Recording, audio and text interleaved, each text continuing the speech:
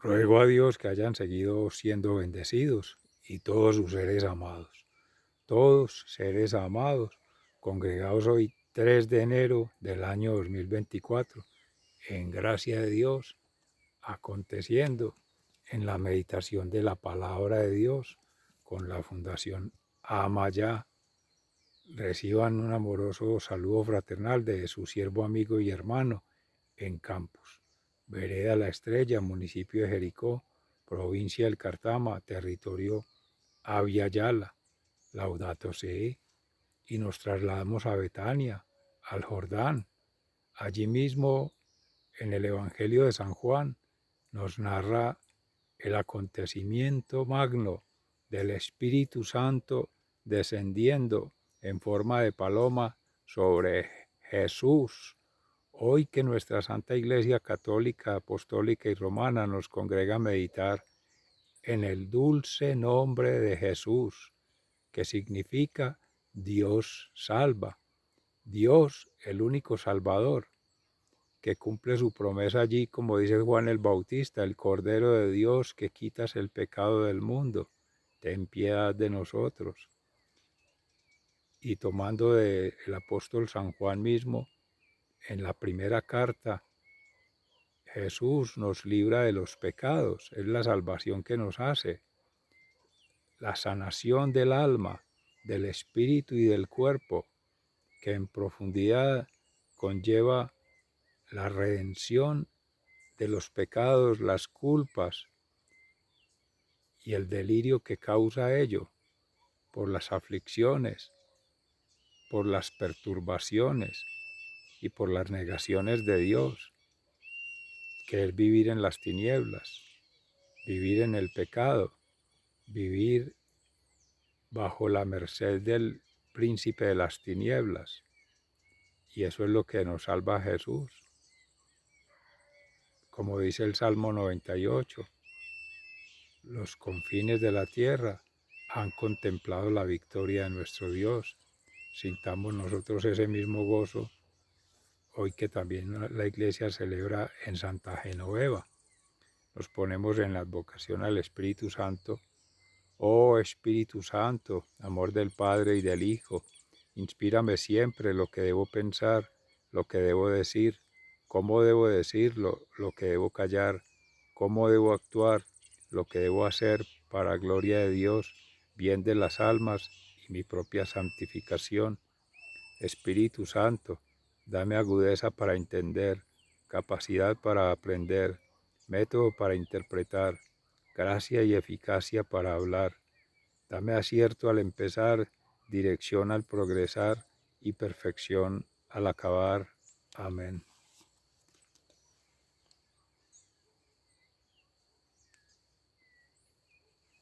De la primera carta del apóstol San Juan, en el capítulo 2,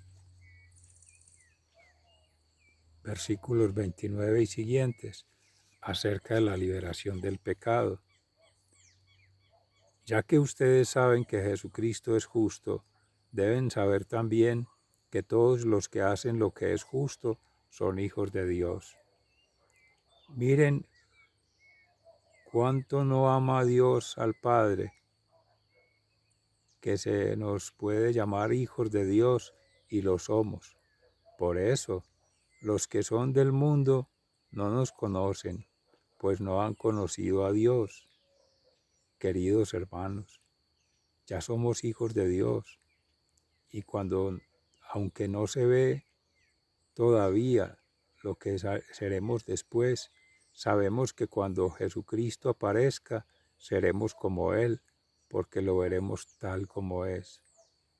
Y todo el que tiene esta esperanza en Él se purifica a sí mismo, de la misma manera que Jesucristo es puro.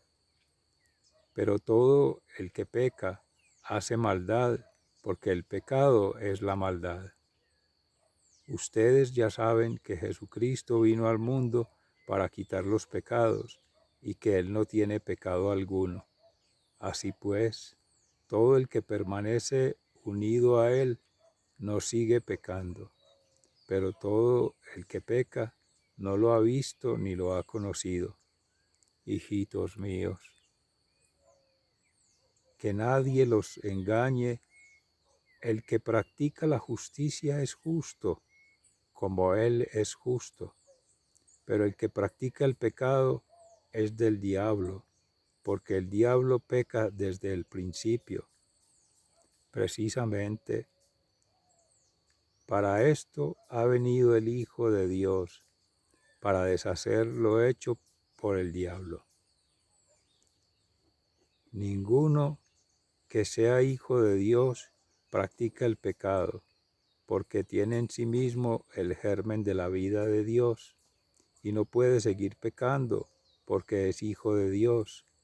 Se sabe que quienes son hijos de Dios y quienes son hijos del diablo, porque cualquiera que no hace el bien o no ama a su hermano, no es de Dios.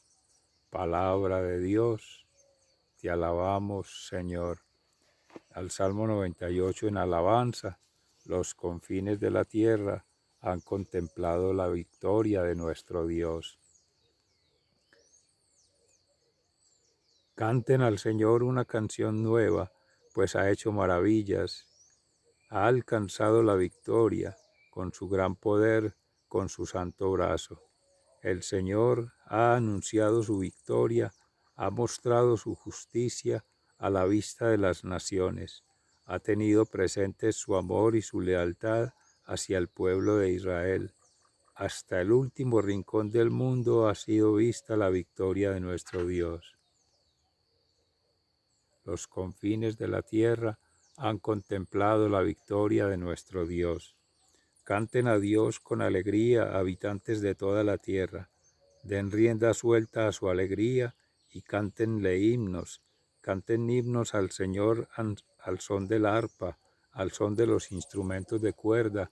Canten con alegría ante el Señor, el Rey, al son de los instrumentos de viento. Los confines de la tierra han contemplado la victoria de nuestro Dios. Que brame el mar y todo lo que contiene, el mundo y sus habitantes, que aplaudan los ríos, que se unan las montañas en gritos de alegría, delante del Señor que viene a gobernar la tierra. Él gobernará a los pueblos del mundo con rectitud e igualdad. Los confines de la tierra han contemplado la victoria de nuestro Dios. Y del Santo Evangelio según San Juan, en el capítulo 1, versículos 29 y 34, acerca de los primeros discípulos de Jesús el Cordero de Dios. Al día siguiente, Juan vio a Jesús que se acercaba a él y dijo: Miren, ese es el Cordero de Dios que quita el pecado del mundo. A él me refería yo cuando dije: después de mí viene uno que es más importante que yo, porque existía antes que yo. Yo mismo no sabía quién era, pero he venido bautizado con agua precisamente para que el pueblo de Israel lo conozca. Juan también declaró: he visto al Espíritu Santo bajar del cielo como una paloma y reposar sobre él. Yo todavía no sabía quién era, pero el que me envía a bautizar con agua me dijo: aquel sobre quien veas que el Espíritu baja y reposa es el que bautiza con Espíritu Santo. Yo ya lo he visto y soy testigo de que Él es el Hijo de Dios. Palabra de Dios. Gloria a ti, Señor Jesús. Mis seres amados, en esta manifestación juánica que nos hace el apóstol San Juan y el evangelista, también escritor del Apocalipsis, el autor sagrado, habla de sí mismo. Juan, por la revelación que tiene de Dios, viviendo cerca a su corazón, en esa intimidad, en esa relación mística, espiritual, con profundidad que le permite contemplar en éxtasis lo que es el verbo, lo que es la acción creadora, esa fuerza transformadora de Jesucristo y la energía potenciadora del Espíritu Santo, obrando en espíritu y en verdad. El solo pronunciar el santísimo nombre de Jesús es liberación, pero meditar en su nombre en el corazón es una exhortación a la fe, a la esperanza y al amor como tres principales virtudes teologales. Y el declarar a Jesús como Salvador a otros es proclamar el Evangelio, es ser mártir, es ser testigo, es ser bastión de la historia de salvación. Una antorcha que se enciende para que la luz siga ardiendo, siga perenne, siempre eterna, siempre presente en la vida del hombre, en un eterno presente.